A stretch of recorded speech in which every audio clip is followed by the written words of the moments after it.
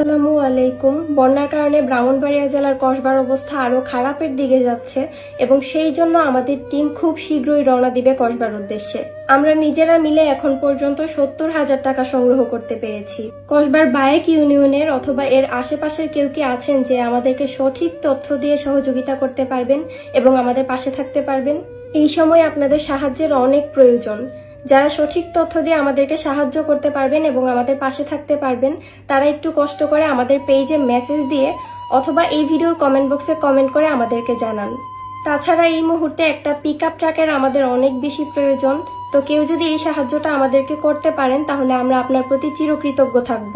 যারা আর্থিকভাবে সহযোগিতা করতে পারছেন না তারা দোয়া করবেন এবং চাইলে কিন্তু আপনারা শুকনা খাবার এবং পানি দিয়েও আমাদেরকে সহযোগিতা করতে পারেন।